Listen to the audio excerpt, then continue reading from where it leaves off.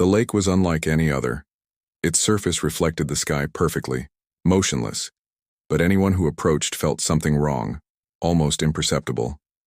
Time seemed to slow down. Every movement, every step, every breath took longer than it should. Small details repeated themselves. Seconds passed and returned, as if the lake were playing with reality. At first glance, it seemed calm, inviting. Ancient trees lined the banks, their roots plunging into the dark water like silent tentacles. The breeze carried a damp scent, a mixture of earth and stagnant water. But something in the atmosphere suggested alertness. The lake watched patiently, as if it knew who was approaching and how long each person would dare to remain there. Locals avoided the lake at nightfall.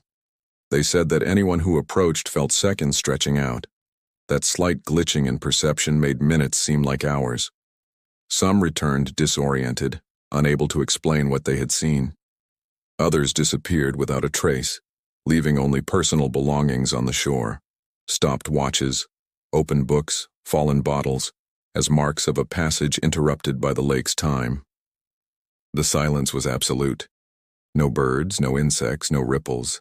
Only the water reflecting the sky, motionless, deceiving all who looked at it. But for those attentive, small details betrayed the presence of something that did not belong to the normal world. Reflections slightly out of sync, shadows that moved against the current, echoes of footsteps that never happened. Each visitor felt the same, a slight dizziness, a sensation that time was no longer under their control. Small confusions accumulated. Objects seemed to reappear in different places. Minutes of conversation repeated themselves. Voices seemed to echo even before they were spoken. The lake did not merely observe, it manipulated the reality around it, drawing curious onlookers into its silent embrace. However, no one knew exactly how or why this happened. Only that the lake existed outside of time and any interaction with it could last seconds or hours, or something much longer than anyone could measure. Those who dared to approach were forced to confront their own perception, their own sanity, until in silence they disappeared without a trace. At first, visitors thought it was just a strange sensation, something fleeting. But soon the first disappearances occurred. People who came to the shore to observe the water were seen walking slowly, almost hypnotized, as if the lake had extended its own invisible hand to hold them. And then they vanished. No screams, no splashes. Just silence and objects left on the shore. Watches that showed the wrong time. Shoes, books with pages open in impossible positions. The research group began to notice unsettling patterns. Those who looked at the water perceived seconds repeating themselves. Conversations dragged on for no reason. Footsteps on the bank seemed to recede, and objects shifted as if reality itself were bending.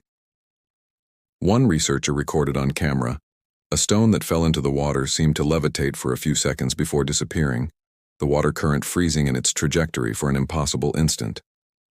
Some survivors reported hearing whispers coming from the lake, not human voices but drawn-out sounds like echoes of time passing in a non-linear fashion.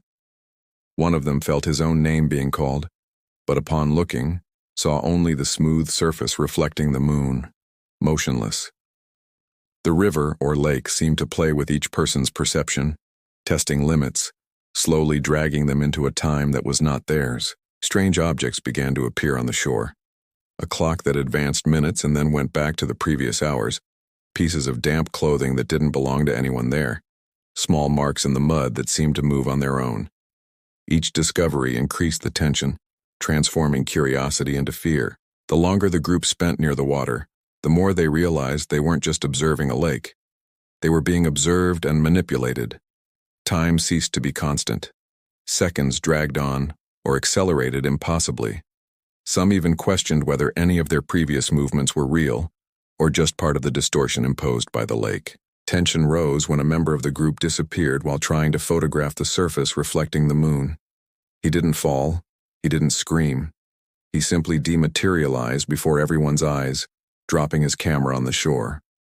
The lake resumed its calm, indifferent surface, as if nothing had happened. The conclusion of Section 2 is clear. The lake is not just dangerous. It manipulates time, seduces perception, and slowly drags those who dare to observe it into a reality impossible to control. If this interpretation is making you rethink this story, leave a comment below with your perspective. These videos are meant to provoke reflection, and I read all the comments. And if this type of content interests you, subscribe to the channel so you don't miss the next ones. The group realized that the lake possessed a silent intelligence. Every step on the shore seemed calculated. Every breath felt as if monitored. Flashlights cast flickering light on the dark water, revealing reflections that didn't correspond to reality. Some trees seemed to move slightly, shadows forming patterns that resembled hands or human figures. Small phenomena began to become frequent. Clocks showed minutes that went back in time, conversations repeated themselves, and voices echoed even before they were spoken. Clara, the biologist, felt as if her own thoughts were being repeated by the water, transforming memories into something she couldn't distinguish between real and illusory. Cameras positioned on the shore captured impossible distortions. The surface reflected images that didn't exist at the time. Human figures disappeared as they approached, and small ripples appeared for no reason. Each recording increased the tension, making it impossible to ignore that the lake was active, conscious, and manipulating the environment and the minds of everyone. An inattentive visitor, distracted by the moon's reflection, almost got too close. He felt his body grow heavy, each movement slowly dragging him toward the water, as if time around him selectively slowed down to trap him. Evelyn had to hold him tightly, but even then he seemed partially sucked into the lake, as if being pulled by extended seconds that no one else could see. The group began to understand that there was no reliable timeline there. Some events seemed to repeat themselves. Others were delayed or accelerated. Small revelations emerged. Abandoned objects appeared in different places with each observation, and each distorted reflection seemed to carry fragments of the missing people, like memories trapped on the surface. The psychological fear became unbearable. Each investigator began to doubt their own senses, questioning whether the footsteps or voices they believed they had heard actually existed. The perception of time and space was being manipulated, and the lake silently grew stronger, testing limits, seducing and trapping anyone who approached. Tensions reached a critical point when Marcus, the cameraman, captured a terrifying phenomenon. A reflection of Evelyn moving independently, gesturing and trying to call for help, but not corresponding to any real movement.